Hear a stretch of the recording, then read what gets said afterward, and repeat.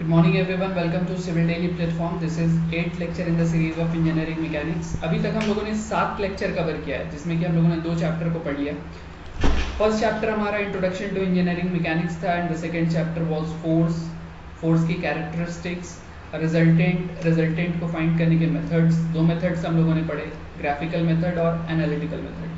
Graphical method में हम लोगों ने डील किया ट्रायंगल लॉज ऑफ फोर्सेस और पॉलीगन लॉज ऑफ फोर्सेस के साथ, जबकि एनालिटिकल मेथड में हम लोगों ने पैरेललोग्राम लॉज ऑफ फोर्स, इसके साथ साथ हम लोगों ने रिजोल्यूशन मेथड को पढ़ लिया. आज की क्लास में एक नया चैप्टर स्टार्ट करने वाले हैं which is equilibrium and this is chapter number 3. See as you know that if you have seen the syllabus then we have to cover total 10 chapter. 10 chapter हम लोगों को पढ़ना है, जिसमें कि थर्ड चैप्टर मैं अभी पढ़ाने जा रहा हूँ आपको. अगर आप इस चैप्टर की बात करोगे तो सिलेबस आपके स्क्रीन पे है. सबसे पहले आपको मैं बता दूं कि मुझे क्या क्या पढ़ाना है या आपको क्या क्या सीखना है इस चैप्टर में. आपको सीखना है definition of equilibrium. Equilibrium basically होती क्या है, किस कंडीशन को इक्विलिब्रियम कंडीशन हम लोग बोलते हैं, आपको वो देखना है. इसके साथ साथ आपको लॉज ऑफ इक्विलिब्रियम देखना है कि इक्विलिब्रियम के कौन कौन से लॉज हैं. इसके साथ साथ आपको एनालिटिकल कंडीशन ऑफ इक्विलिब्रियम देखना है, जिसमें कि लेमीज थ्योरम को हम लोग डिस्कस करेंगे, इसके एप्लीकेशन को डिस्कस करेंगे. ग्राफिकल कंडीशन ऑफ इक्विलिब्रियम देखना है. इसके बाद सिंपली सपोर्टेड बीम देखना है, ओवरहैंगिंग बीम देखना है, टाइप्स ऑफ बीम देखना है, यूडीएल यूवीएल समझना है, और इसके साथ साथ पॉइंट लोड को हम लोग समझने वाले हैं. और एक और टॉपिक की बात करें तो हम लोग equilibrium of parallel and non parallel forces को भी देखने वाले हैं. तो इन सारे टॉपिक्स को आज हम लोग कवर करने वाले हैं, आज इस चैप्टर में कवर करने वाले हैं. बेसिकली आज हम लोग ये 4 टॉपिक कवर करेंगे जो आपके ब्लू कलर में है, which is definition of equilibrium, laws of equilibrium, analytical condition of equilibrium, Lemmy's theorem and its application. तो इन सारे टॉपिक्स को हम लोग स्टार्ट करने वाले हैं. चलिए शुरू करते हैं. तो अगर आप बात करेंगे इक्विलिब्रियम की, इक्विलिब्रियम टर्म की, इस टर्म का क्या मतलब होता है, इस टर्म से हम लोग क्या समझते हैं, इस टर्म को अगर आप डिफाइन करने की कोशिश करोगे, इस टर्म का मतलब जानना चाहोगे, तो आप देख सकते हो आपकी स्क्रीन पे भी लिखा हुआ है. इक्विलिब्रियम इज बेसिकली ये वर्ड जो है ना, ये एक लैटिन वर्ड है. लैटिन वर्ड अगर आप इसको ब्रेक करोगे तो मैं इसको इक्वी और लिब्रा मतलब 2 पार्ट में आप इसको बांट सकते हो. तो इक्वी टर्म का मतलब होता है इक्वल और इवन, और यहाँ पे जो लिब्रा टर्म है वो आपको वेट को बताता है. तो ये इक्वी और लिब्रा मिलके इक्विलिब्रियम वर्ड बनता है. और इस इक्विलिब्रियम वर्ड का मतलब ये है, अगर मैं इसको समझना चाहूँ, अगर मैं इसको बताऊँ कि ये टर्म से बेसिकली हम लोगों को क्या समझना चाहिए. कहीं पे भी अगर आपको ये बताया गया है कि कोई बॉडी इक्विलिब्रियम कंडीशन में, इसका मतलब ये है कि a state in which opposing forces और इन्फ्लुएंस आर बैलेंस्ड. इसका मतलब ये है कि जब भी कोई एक बॉडी, उस पर नंबर ऑफ फोर्सेस एक्ट कर रहे हैं, लेकिन वो सारे नंबर ऑफ फोर्सेस ना इक्वल है. इक्वल है का मतलब है कि आपकी बॉडी पे जो नेट फोर्स लग रहा है, नेट रिजल्टेंट लग रहा है, उसकी वैल्यू क्या होगी, 0 होगी. जैसे कि मैंने अभी आपको एक एग्जाम्पल लेके दिखाया है. इस एग्जाम्पल में आप यहाँ पे देख सकते हो कि मैंने इधर से 5 किलो न्यूटन का फोर्स लगाया और इस तरफ से 5 किलो न्यूटन का फोर्स लगाया. इस कंडीशन में बॉडी मूव करेगी क्या, बॉडी मूव नहीं करेगी, बॉडी स्टेबल कंडीशन में रहेगी. इसका मतलब कि अगर आप इसके रिजल्टेंट फोर्स की बात करोगे तो कितना हो जाएगा, +5 - 5 इज इक्वल टू 0. और वाई डायरेक्शन में कोई फोर्स है क्या, नहीं है. इसका मतलब कि आपकी बॉडी किस कंडीशन में है, इक्विलिब्रियम कंडीशन में है. आपकी बॉडी इक्विलिब्रियम कंडीशन में है. चलिए मैंने अभी आपको क्या बताया, इक्विलिब्रियम बताया, लेकिन अगर मैं आपको एक और कंडीशन बताऊं, नो फोर्स कंडीशन, तो इससे आप क्या समझते हो, इक्विलिब्रियम और नो फोर्स में क्या डिफरेंस है, मैं इसको थोड़ा बताता हूँ. चलिए मैं अभी थोड़ा सा ना स्पेस पे चलता हूँ. स्पेस का मतलब हो गया कि मैं थोड़ा ऊपर चलता हूँ और आपको बताता हूँ एक ऐसे कंडीशन के बारे में जहाँ पे कोई भी ग्रेविटी नहीं है ना, ग्रेविटी नहीं है. हम लोग ऐसी जगह पे चलते हैं जहाँ पे ग्रेविटी नहीं है. अब अगर मान के चलो, चलिए मैं थोड़ा सा इसको पहले ड्रॉ कर लेता हूँ. चलिए ये एक बॉडी है जो कि स्पेस में है और यहाँ पे कोई भी इस बॉडी का वेट नहीं है. आपको ध्यान से समझना है इस चीज़ को. बट इस बॉडी की एक मास होगी, है ना, और मास इनटू ग्रेविटेशनल एक्सेलरेशन, यही तो वेट होता है जो कि डाउनवर्ड लगता है.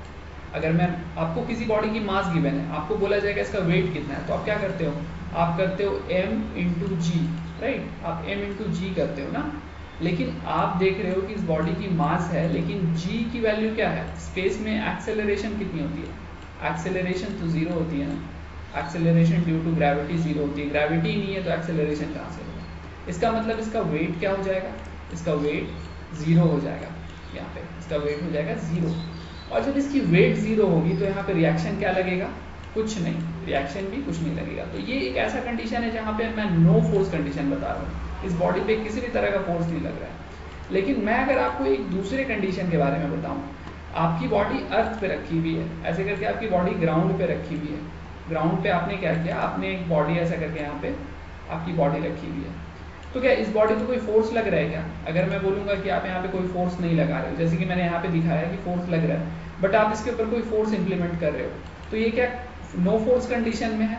नहीं, बिल्कुल नहीं, ये नो फोर्स कंडीशन में नहीं है। क्यों? क्योंकि आप यहाँ पे देख सकते हो कि एक बॉडी की ना डाउनवर्ड एक वेट वर्क करेगी, राइट, डाउनवर्ड वेट वर्क करेगी, जिसकी वैल्यू कितनी होगी, जिसकी वैल्यू आपको होगी m इंटू जी के बराबर, इसकी वैल्यू कितनी होगी, m इंटू जी के बराबर। In the same way if body is in stable condition by the third law of Newton, equal and opposite reaction का लॉ हम लोगों ने पढ़ा हुआ है, तो एक सेम रिएक्शन अपवर्ड डायरेक्शन में लगेगा, ठीक है, एक सेम रिएक्शन लगेगा, जितना वेट है इतने ही वेट का एक रिएक्शन ऊपर के डायरेक्शन में लगेगा, तब आपकी बॉडी रुकी हुई है। इसका मतलब कोई भी बॉडी जो कि आप देख रहे हो अपने अराउंड, कोई भी एक मास आप देख रहे हो अपने अराउंड, तो मास अगर स्टेबल कंडीशन में है, वो मूव नहीं कर रही है, इसका मतलब ये कि उसका जितना वेट डाउनवर्ड नीचे लग रहा है उतना ही रिएक्शन अपवर्ड डायरेक्शन में भी लग रहा है। इसका मतलब क्या है, बॉडी रुकी हुई है, और बॉडी पे नंबर ऑफ फोर्सेस लगे लेकिन इसके बाद भी अगर बॉडी रुकी हुई रहे तो उसको हम लोग क्या बोलते हैं, इक्विलिब्रियम कंडीशन, राइट। समझ में आ गया होगा आपको इक्विलिब्रियम कंडीशन किसको बोलते हैं।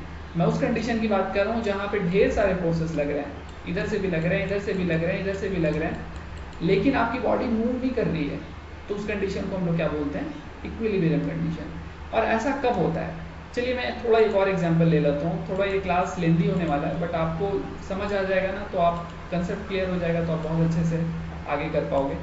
मैं एक और एग्जांपल लेता हूँ। एक एग्जांपल क्या ले रहा हूँ ना, कि एक और बॉक्स है, जैसा बॉक्स आप देख रहे हो अपने स्क्रीन पे, राइट, इस तरीके का एक बॉक्स है। अब क्या होता है कि इस बॉक्स पे ना ढेर सारे फोर्सेस लगाए जाते हैं, बॉक्स भारी है तो इसलिए ढेर सारे फोर्सेस लग रहे हैं, एक फोर्स इस डायरेक्शन में लग रहा है, दूसरा फोर्स इस डायरेक्शन में लग रहा है, तीसरा फोर्स इस डायरेक्शन में लग रहा है। There are number of forces which has been applied on that particular box. क्या है ना कि आप देख सकते हो कि यहाँ पे 3 अलग अलग फोर्सेस लग रहे हैं, जिसका मैं यहाँ पे नेम कर देता हूँ, ये फोर्स F, चलिए मैं थोड़ा नेम करता हूँ इसको। ये जो फोर्स है ये आपका F1 है, ये फोर्स आपका F2 है, यहाँ पे ये फोर्स आपका F3 है। तो यहाँ पे 3 अलग अलग फोर्सेस लग रहे हैं, आपकी बॉडी मूव कर रही है। और अगर मैं मूवमेंट की बात करूँ ना, तो बॉडी की डायरेक्शन क्या है मूवमेंट की, मैं मान लेता हूँ बॉडी इस डायरेक्शन में मूव कर रही है, राइट, इस डायरेक्शन में बॉडी मूव कर रही है। तो अगर बॉडी इस डायरेक्शन में मूव कर रही है, इसका मतलब ये है कि जो रिजल्टेंट फोर्स है वो कौन से डायरेक्शन में लग रहा है, इसी डायरेक्शन में लग रहा है।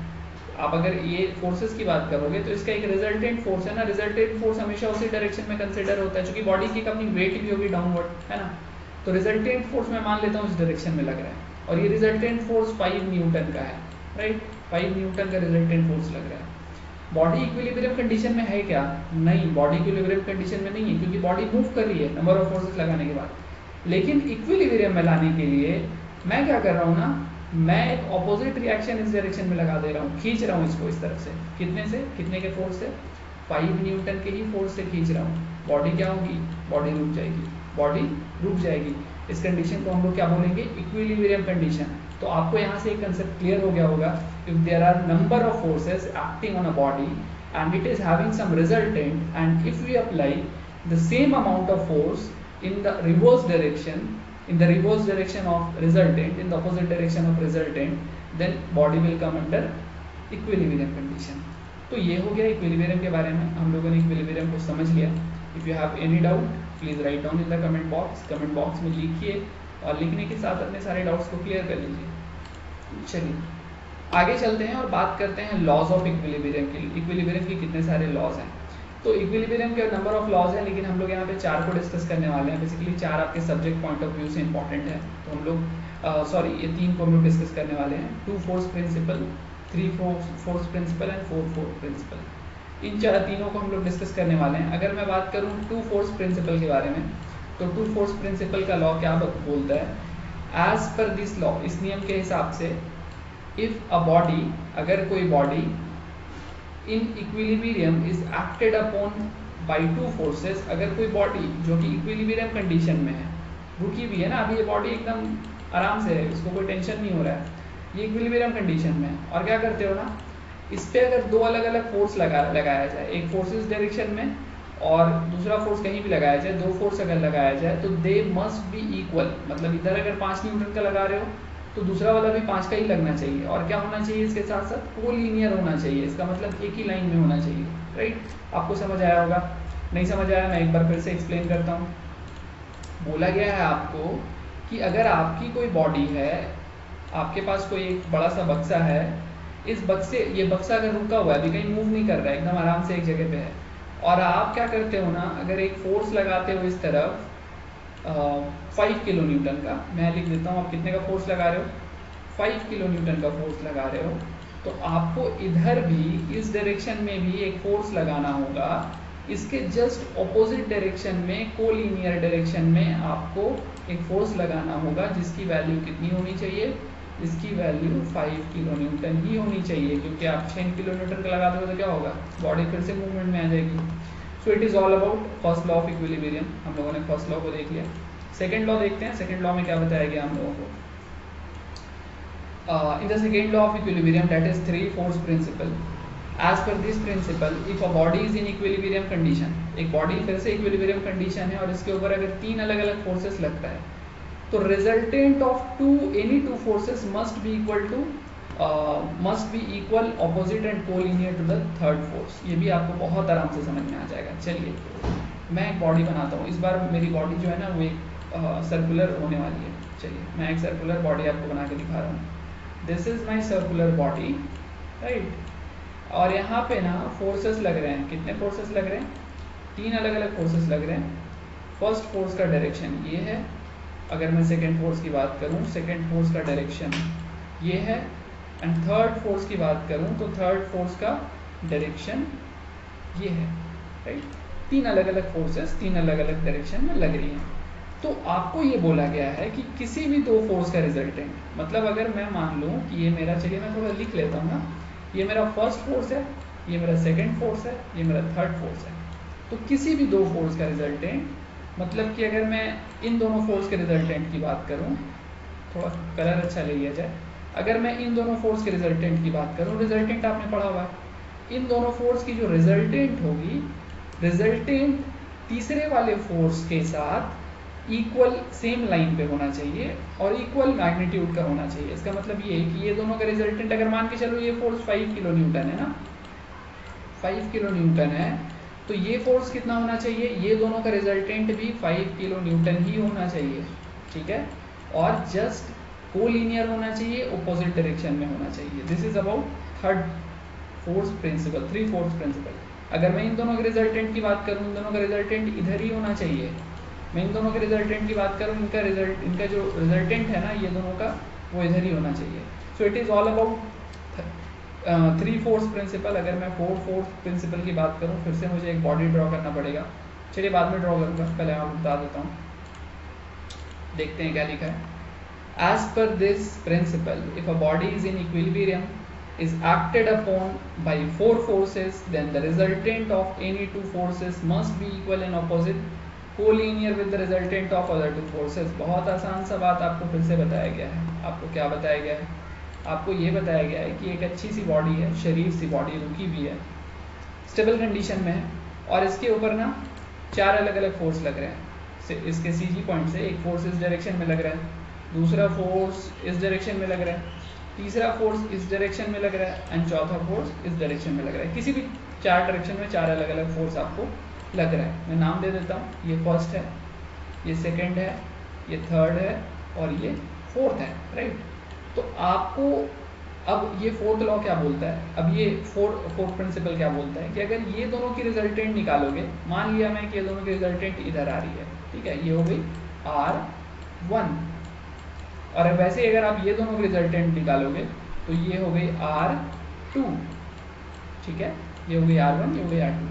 तो R1 और R2 की वैल्यू ना बराबर होनी चाहिए। इसका मतलब दोनों होगा सेम वैल्यू का, दोनों होगा 10 किलो न्यूटन का, 20 किलो न्यूटन का, जितने का भी होगा दोनों इक्वल अमाउंट का होगा, और कोलिनियर होगा। इसका मतलब एक ही लाइन पे एग्जिस्ट करेगा ऑपोजिट डायरेक्शन में। This is all about 4 force principle, right. तो हम लोगों ने प्रिंसिपल ऑफ इक्विलिब्रियम जो था, 3 अलग अलग प्रिंसिपल को हम लोगों ने डिस्कस कर लिया। आगे हम लोग बात करने वाले हैं methods for the equilibrium of coplanar forces. 2 methods हैं मेरे पास, first is analytical method, second is graphical method. Analytical से स्टार्ट करते हैं, ग्राफिकल पे ख़त्म करेंगे। सो एनालिटिकल आज हम लोग पढ़ने वाले हैं, बेसिकली कल के क्लास में जो है दूसरा वाला पढ़ेंगे। एनालिटिकल मेथड में सबसे पहला जो आपका जो थियरम है वो लेमिस थियरम है, बहुत ज़्यादा इंपॉर्टेंट है, बहुत ज़्यादा क्वेश्चंस एग्जाम में आते हैं इस थियरम से, तो इसीलिए मैं आपको बता रहा हूँ ये थियरम। इट स्टेट्स दैट, क्या बोलता है, इफ 3 कोप्लेनर फोर्सेस मतलब एक ही प्लेन में लगने वाला 3 forces at a point be in equilibrium. अब एक पॉइंट है जिसके ऊपर 3 अलग अलग डायरेक्शन से खींचा जा रहा है उसको, एक पत्थर है ना, 3 तरफ से 3 लोग खींच रहे हैं और फिर भी पत्थर हिलने का नाम नहीं ले रहा है, स्टेबल कंडीशन में, इक्विलिब्रियम कंडीशन में, then each force is proportional to the sine of angle between other two. मतलब कि ये जो फोर्स है आपका, ये फोर्स जो होगा वो डायरेक्टली प्रोपोर्शनल होगा इसके साइन के, राइट। ये प्रिंसिपल ये बोलता है, इसका मतलब कि अगर मैं बोलूँ P, तो P क्या होगा, P डायरेक्टली प्रोपोर्शनल होगा साइन क्या, साइन P के उल्टा में क्या लग रहा है, alpha, sine alpha directly proportional होगा। तो आप क्या लिख सकते हो, P इज इक्वल टू लिख सकते हो K साइन अल्फा। तो आप यहाँ से K इज इक्वल टू लिख सकते हो P बाई साइन अल्फा। चलिए मैंने यहाँ पे लिखा हुआ है। तो इस लॉ के हिसाब से क्या होगा कि आपके जितने भी फोर्सेस हैं, जैसे P के ऑपोजिट में अल्फा, तो आपको यहाँ पे P by sine alpha, Q के ऑपोजिट में बीटा, तो Q बाई साइन बीटा, और R के ऑपोजिट में गामा, तो R बाई साइन गामा। ये क्या होने वाले हैं, ये होने वाले हैं बराबर। तो इसका मतलब कोई भी बॉडी इक्विलिब्रियम कंडीशन में है, 3 फोर्सेस लग रहे हैं P, Q और R, तो आप ये लॉ इम्प्लीमेंट करके P, Q, R की वैल्यू निकाल सकते हो। This is all about Lami's theorem, right. ये लेमिस थ्योरम के बारे में सब कुछ था, बट सब कुछ नहीं है, क्योंकि अभी हम लोग न्यूमेरिकल सॉल्व करेंगे और जब तक आप क्वेश्चन सॉल्व नहीं करते हो कभी भी कोई कंसेप्ट क्लियर नहीं होता है। तो सबसे पहले हम लोग क्वेश्चन पे चलते हैं, क्वेश्चन सॉल्व करते हैं, फिर देखते हैं। अगर उसके बाद भी किसी तरह की डाउट्स होती है then please write down in the comment box, please write down और टेक्स्ट मी, जैसे भी आपको आप रीच कर सकते हो ना, रीच करो, डाउट पूछो, नंबर ऑफ क्वेश्चन सॉल्व करो, तो आपका क्या होगा ना, कंसेप्ट और क्लियर हो जाएगा। कंसेप्ट क्लियर होना बहुत ज़रूरी है, क्योंकि आप जब भी, मैंने आपको लेमिस थ्योरम बता दिया, आप रट लेते हो P by sine alpha is equal to Q by sine beta is equal to R by sine gamma, कहीं काम नहीं आएगा ये। आपको क्या करना है, आपको इसके कंसेप्ट को क्लियर करना है। जब तक आप न्यूमेरिकल सॉल्व नहीं करते हो, क्वेश्चन नहीं बनाते हो, कंसेप्ट क्लियर नहीं होता। चलिए आगे चलते हैं। पहला क्वेश्चन आपके स्क्रीन पे देख सकते हो। इस क्वेश्चन में क्या बताया गया है, इस क्वेश्चन में ये बताया गया है कि एन इलेक्ट्रिक लाइट, अब एक इलेक्ट्रिक लाइट है पॉइंट C पे, है ना, वेटिंग 15 न्यूटन, इसका वेट कितना है 15 Newton, having Hanks from point C पे ये जो है ना हैंग कर रही है, by 2 strings BC and AC। अब यहाँ पे BC और AC जो है 2 स्ट्रिंग है जिससे ये अटैच है और ये हैंग की हुई है, लटकी हुई है ना। अगर मैं एंगल की बात करूँ तो आपको यहाँ बता दिया गया है कि inclined at 60 degree and 45 degree, जो कि आपको गिवन है। चलिए गिवन है सब कुछ, तो अब तो कुछ बचा ही नहीं है इस क्वेश्चन में। मैं इस लाइन को थोड़ा आगे बढ़ा देता हूँ और आप यहाँ देख सकते हो कि जब आप इसको सीधा नीचे ले जाओगे तो यहाँ पे आपको क्या क्या मिलने वाला है। आपको ये मिलने वाला है कि ये एंगल 90 डिग्री होगा, क्योंकि वेट हमेशा डाउनवर्ड होता है ना, डाउनवर्ड होता है, वर्टिकल होता है, तो ये एंगल 90 डिग्री होने वाला है। अल्टरनेट एंगल है, इसलिए ये एंगल कितना हो जाएगा 45 डिग्री हो जाएगा, ठीक है। अगर मैं इस एंगल की बात करूँ तो ये एंगल कितना हो जाएगा, ये एंगल 30 डिग्री हो जाएगा। क्यों, क्योंकि यहाँ पे आप देख रहे हो ये राइट एंगल बन रहा है, 60 90 30, है ना, 180 डिग्री होता है ट्रायंगल के एंगल्स का एडिशन। तो ये टोटल कितना हो रहा है, ये टोटल मैं यहाँ पे एक बार लिख दे रहा हूँ। अगर आप टोटल की बात करोगे तो आप देख सकते हो कि, चलिए मैं थोड़ा सा इसको रहने देता हूँ ना, चीज़ें आसानी से समझ में आएगी। ये टोटल एंगल यहाँ पे हो रहा है 75 डिग्री, ठीक है। अब आप ये 45 है, यहाँ पे आपको ये एक लाइन का एंगल कितने का होता है 180 का, 180 में से 45 माइनस कर दो, कितना आ रहा है 180 में से 45 माइनस कर दो, ये आ गया आपका 135, ठीक है। इस एंगल की बात करोगे 30 माइनस कर दो, ये एंगल कितना हो जाएगा 150। ये आपको बेसिक ज्योमेट्री है, अपनी क्लास 7 में पढ़ा होगा मेरे ख्याल से। चलिए, तो ये हो गया 75, ये हो गया 35, ये हो गया 150। तो अब अल्फ़ा बीटा गामा भी मिल गया। और आप एक चीज़ समझ लो ना, ये बेसिक कंसेप्ट है, आपको मालूम होना चाहिए कि जब भी ये स्ट्रिंग यहाँ डाउनवर्ड वर्क करे तो यहाँ पे एक फोर्स लग रहा है ना डाउनवर्ड डायरेक्शन में 15 न्यूटन का, तो इस वायर में ना एक टेंशन क्रिएट होगा, ठीक है, और ये टेंशन हमको निकालना है, यानी TBC और TAC निकालना है। चलिए सॉल्यूशन पे चलते हैं। हम लोगों ने ऑलमोस्ट बना लिया है क्वेश्चन को, चूँकि आप जब डायग्राम समझ जाते हो क्वेश्चन सॉल्व हो जाता है उसी टाइम। चलिए आप यहाँ देख सकते हो, मैं अपना थोड़ा इमेज घिसका देता हूँ यहाँ से। आप यहाँ पे देखोगे कि आपके पास जो है मैं वहाँ पे लिख दे रहा हूँ। TA को मैं क्या माना, टेंशन एट स्ट्रिंग A यहाँ पे, ठीक है। TB को मैं क्या माना, टेंशन एट स्ट्रिंग B, और TC को मैंने क्या माना, ये 1500 को मैंने TC मान लिया। अब मैंने इन तीनों को कंसिडर कर लिया। इसके बाद मैं अगर अल्फ़ा की बात करूँ तो अल्फ़ा ये वाला एंगल है, अगर मैं बीटा की बात करूँ तो बीटा आपका यहाँ से यहाँ तक का एंगल है, अगर मैं गामा की बात करूँ तो गामा आपका ये एंगल है, और एंगल मैंने ऑलरेडी फाइंड किया हुआ है। अब TA by sine alpha is equal to TB by sine beta is equal to TC by sine gamma, कौन से थ्योरम से, लेमीज थ्योरम से, राइट। अब जब आपने ये लेमीज थ्योरम से कर दिया तो TA यानी कि यहाँ की टेंशन और साइन अल्फा कितनी है 135, तो साइन अल्फा यानी sine 135 is equal to TB by sine 50, यहाँ पे TB है, और ये एंगल कितना आया था अभी हम लोगों ने कैलकुलेट किया 150, और यहाँ पे TC यानी कि ये 15 DB है 15 न्यूटन बाई साइन 75। तो अगर आप अब क्या करते हो ना, अब देखो यहाँ पे आपको ये टर्म नोन है, ये क्या है पता है ना, ये नहीं पता नहीं है और ये पता नहीं है, तो आप एक बार ये दोनों को इक्वेट करो, एक बार ये दोनों को इक्वेट करो। चलिए सबसे पहले मैं ये दोनों को इक्वेट करता हूँ, तो मैं यहाँ लिख सकता हूँ TA इज इक्वल टू ये 135, यहाँ मल्टीप्लाई में आप जा लिख सकते हो, यानी साइन 135।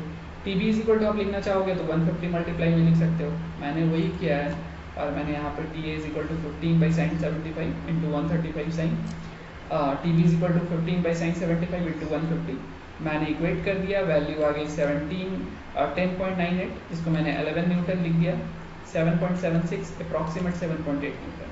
तो टेंशन कैलकुलेट हो गई, ढेर सारा टेंशन कैलकुलेट हो गया, मैंने कैलकुलेट कर लिया कि TA और TB पे कितनी टेंशन लगने वाली है। क्वेश्चन हो गया ख़त्म, मुझे चलना है अगले क्वेश्चन पे। अगले क्वेश्चन आपकी स्क्रीन पे है, आप देख सकते हो। आप क्वेश्चन यहाँ पे सबसे पहले पढ़ो, आपको बहुत सारी चीज़ें यहाँ पे क्लियर हो जाएंगी। क्वेश्चन आप देख सकते हो। इस क्वेश्चन में आपको क्या गिवन है, इस क्वेश्चन में आपको गिवन है, मैं थोड़ा पेन अपना निकाल लेता हूँ ताकि आपको कुछ लिख के दिखा पाऊँ। इस क्वेश्चन में गिवन है कि एक स्ट्रिंग है ABCD, A से स्टार्ट होती है, B तक जाती है, B से C और C से D, right, attached to a fix point A and D, मतलब कि यहाँ A पे और यहाँ D पे ये क्या है, अटैच्ड है, ठीक है। Has to equal weight of 1000 newton attached to it at B and C, तो दो अलग अलग 1000 न्यूटन की वेट है जो कि एक B पे अटैच है और एक C पे अटैच है, ठीक है, ये आपको गिवन है। The weight rest with the portion AB and CD inclined at an angle of shown in figure, तो आपको एंगल की वैल्यू गिवन है, अब आपको कैलकुलेट करना है। अब आप देखोगे यहाँ पे जो नंबर ऑफ फोर्सेस है ना वो बहुत ज़्यादा है, मतलब 3 होता है तो लेमीज लगाते हैं, 3 से ज़्यादा होगा तो क्या करेंगे, यहाँ पे तो 3 नहीं है ना, 3 से ज़्यादा है, तो चलिए 3 बना लेते हैं इसको। सबसे पहले यहाँ से आप ब्रेक कर दो, जब आप यहाँ से ब्रेक करोगे तो होगा क्या, आप देख सकते हो बहुत कुछ हो गया है यहाँ पे। क्या हो गया, एक डाउनवर्ड फोर्स लग रहा है 1000 का, आपको दिख रहा है, एक यहाँ पे टेंशन क्रिएट होगा, एक टेंशन यहाँ पे क्रिएट होगा, एक टेंशन यहाँ पे क्रिएट होगा, और आपका एक टेंशन ऑलरेडी यहाँ पे लग रहा है, ठीक है। अब आपको क्या करना है, आपको एंगल निकालना है जस्ट। अब मैं टेंशन को ना नाम दे देता हूँ, टेंशन को नेम देना बहुत ज़रूरी है कि कौन सा टेंशन है, तो ये आपका कौन सा टेंशन हो गया। चलिए इसको मैं थोड़ा, इसको मैं बोल देता हूँ, ये मेरा कौन सा टेंशन है, T at AB, tension at AB, मतलब AB वाले रस्सी में जो टेंशन लग रहा है, AB वाले स्ट्रिंग में। T एट BC, यहाँ पे जो BC वाले में जो लग रहा है TBC, ठीक है। और यहाँ पे आप ये बोल सकते हो इसमें भी TBC है, चूँकि बात तो स्ट्रिंग तो सेम है ना, एक स्ट्रिंग में दो अलग अलग टेंशन लग सकते हैं क्या, नहीं लग सकते। यहाँ पे भी TBC है और यहाँ पे TCD है, ठीक है, मैंने सबको नाम दे दिया, आप देख सकते हो। तो अभी मैं इसको थोड़ा इरेज कर देता हूँ ताकि जो है आपको एंगल्स बताया जा सके। अब आप देख सकते हो, आपको चलिए मैं थोड़ा पेन का कलर चेंज कर लूँ। आप यहाँ पे देख सकते हो कि अगर मैं इसको अपवर्ड डायरेक्शन में ऐसा कंसिडर करूँगा, ठीक है, सेम लाइन पे, तो आप ये बोल सकते हो यहाँ पे कि आपकी जो ये एंगल 30 डिग्री है, मैं ये वाले डायग्राम के बारे में पहले बात कर रहा हूँ, ये 120 गिवन है आपको, जब ये 120 होगी तो ये कितनी होगी, चलिए इसको थोड़ा, अगर ये 120 है तो आप बोल सकते हो कि ये वाली एंगल कितनी होने वाली है 60 डिग्री, क्योंकि लाइन पे तो 180 डिग्री की एंगल होती है ना, ये 60, ये एंगल 30 है तो अल्टरनेट में आप ये बोल सकते हो कि ये भी 30 होगी, ठीक है, ये भी 30, ये भी 30, और ये टोटल कितना बच जाता है आपके पास 180 minus 30 is equal to 150 degree, ठीक है, 150 डिग्री। तो अब अगर आप अल्फा बीटा गामा देखने की कोशिश करोगे तो आप देख सकते हो, मैंने भी आपको यहाँ तक बताया, आप यहाँ तक नोट डाउन कर सकते हो, आप बोलोगे कि एक एंगल ये है, दूसरा एंगल ये है और तीसरा एंगल ये है, क्योंकि फोर्सेस के बीच में एंगल लिखते हैं ना, तो यहाँ पे एक फोर्स, दूसरा फोर्स, तीसरा फोर्स, फोर्स टेंशन टेंशन, तो यहाँ पे एक एंगल ये दोनों के बीच में, एक एंगल ये दोनों के बीच में, एक एंगल ये दोनों के बीच में, तो ये टोटल एंगल कितना हो जाएगा 30 प्लस 120, इसका मतलब ये हो जाएगा 150 डिग्री। ये कितना हो गया, ये भी मैंने कैलकुलेट करके आपको दिखाया था 150 डिग्री, और ये कितना हो गया यहाँ पे, ये आपको 60 डिग्री हो गया। चलिए मैं इसके बारे में आपको बता दिया, अब आगे चलता हूँ। अगर ये एंगल यहाँ पे 60 डिग्री आप देख रहे हो तो आप इसको आगे बढ़ाओगे वर्टिकली, चलिए मैं थोड़ा पेन चेंज कर लूँ, आप इसको आगे बढ़ाओगे तो आपको यहाँ क्या दिखेगा, आपको दिखेगा कि अल्टरनेट एंगल की वजह से ये भी कितना है 60 है, ये 60 है, और पैरेलल लाइन के बीच में जो अगर आप देखते हो यहाँ पे आपने पढ़ा हुआ है स्ट्रेट लाइन कट करती है, तो वहाँ पे एंगल कितने का बनता है 180, तो ये अगर 120 है तो ये कितना हो जाएगा 60 हो जाएगा, ठीक है, और जब ये 60 है तो लाइन के बीच में एंगल कितना बनता है 180, जिसमें कि एक 60 है तो दूसरा कितना होगा 120 होगा, और यहाँ पे ये कितना होगा, ये ऑलरेडी 60 है तो इट विल बी 120 डिग्री, ठीक है। तो अभी आपको अल्फा बीटा गामा सब मिल गया, आप देख सकते हो यहाँ से यहाँ कितना 120, और यहाँ से यहाँ 60 60 120, वैसे ही यहाँ से यहाँ 120। चलिए इन डायग्राम्स को ड्रॉ कर लिया जाए, उसके बाद फिर आगे बढ़ते हैं। तो आप देख सकते हो मैंने सॉल्व किया हुआ है, मैंने सॉल्व करके यहाँ पे दिखाया हुआ है उन चीज़ों को जो मैंने भी आपको बताया। आपको यहाँ पे दिखेगा टोटल एंगल 150, आपने डील कर लिया इसको, ये भी 150 और ये 60, वैसे यहाँ पे 120, ये 120, ये 120, तो मैं लिख सकता हूँ ए बी, यहाँ से यहाँ तक की टी ए बी, और इसी के पीछे कौन सा एंगल है 60 डिग्री का, तो T A B by sine 60 is equal to T B C, यहाँ पे बी सी है और बी सी के पीछे कौन सा एंगल है, बी सी के पीछे ये दोनों साइड है ना, तो इसके बीच में एंगल कितना है 150, तो आपको लिखना है टी बी सी बाई 150, और अगर आप टी डब्ल्यू यानी वेट की बात करोगे तो वेट 1000 का लग रहा है, इसके पीछे का एंगल भी 150 है, तो 1000 बाई साइन 150, या आप यहाँ पे लिख सकते हो टी डब्ल्यू बाई 150। तो ये मैंने आपको कर दिया। इसके बाद अगर आप इस फिगर में देखोगे सब एंगल 120 है, यहाँ भी 120, यहाँ भी 120, यहाँ भी 120, तो आपको लिखना है T B C by sine 120, T C D by sine 120, 1000 by sine 120, तो ये मैंने यहाँ पे कर दिया। अब आप देख सकते हो कि दोनों इक्वेशन जो हमारे पास हैं उसमें ये वाला टर्म पता है, यहाँ पे भी ये वाला टर्म मुझे पता है, ये दोनों पता है। निकालना क्या क्या है, ये निकालना है, ये निकालना है और सी डी निकालना है, ये 3 टर्म निकालना है। तो जब आपको ए बी निकालना है तो आप साइन 60 को क्या करोगे मल्टीप्लाई में कर दोगे, टी बी सी निकालना है तो यहाँ पे साइन 150 को मल्टीप्लाई में कर दोगे, और जब आपको टी सी डी निकालना है तो यहाँ पे साइन 120 को मल्टीप्लाई में कर दोगे। तो ये मुझे करना है, तो अगली स्लाइड में कर लिया जाए और आंसर निकाल लिया जाए। मैंने क्या किया, इक्वेशन 1 को फिर से लिख लिया, आप देख सकते हो इक्वेशन 1 लिखा है टी ए बी साइन 60 यहाँ था, इसको मल्टीप्लाई में ले लिया मैंने, मल्टीप्लाई में ले लिया तो यहाँ पे 1732 न्यूटन आया। अगर टी बी सी की बात करूँ तो 150 जाएगा मल्टीप्लाई में, 150 क्या हो गया कैंसिल, बचा 1000 न्यूटन। और अगर मैं नेक्स्ट इक्वेशन से टी सी डी निकालने की कोशिश करूँ, ये दोनों टर्म को इक्वेट करूँ, तो आप यहाँ से T C D equal to क्या लिख सकते हो 120 मल्टीप्लाई में, और यहाँ पे 120 और 120 क्या होगा कैंसिल आउट, बचेगा 1000 न्यूटन। तो मुझे यहाँ से मिल गया कि फर्स्ट वाले बार में टेंशन 1732 न्यूटन, सेकंड वाले में 1000, थर्ड वाले में 1000। तो मैंने कैलकुलेट कर लिया। It was all about Lami's theorem, पढ़ लिया मैंने लेमीज थ्योरम आज के क्लास में। और अगले क्लास में हम लोग लेमीज थ्योरम, जब हम लोग चैप्टर खत्म करेंगे 1-2 क्वेश्चन और कर लेंगे। अगली क्लास में हम लोग जो बाकी बचे हुए टॉपिक्स हैं उसको डिस्कस करेंगे, उसको डील करेंगे। देख लेता हूँ अगले क्लास में मुझे क्या क्या पढ़ना है, आप देख सकते हो। आप यहाँ पे देख सकते हो कि मुझे अगले क्लास की बात अगर मैं आपको करूँ तो अगले क्लास में बेसिकली मैं finding reaction of simply supported beam, ये टॉपिक मैं आपको पढ़ा चुका हूँ, बट फिर से कुछ क्वेश्चंस मैं करा दूंगा इसके ऊपर। ओवर हैंगिंग बीम्स के बारे में बात करूंगा, फ्री बॉडी डायग्राम के बारे में बात करूंगा, और beam reaction and definition of beam span, इन सब चीज़ों के बारे में अगले क्लास में हम लोग बात करेंगे, अगले क्लास में समझेंगे। तो आज के क्लास के लिए इतना ही था। वीडियो अच्छा लगता है तो लाइक कीजिए, शेयर कीजिए, सब्सक्राइब कीजिए और बेल आइकन प्रेस कर दीजिए। इतना देर बने रहने के लिए, इतने टाइम तक थैंक यू सो मच।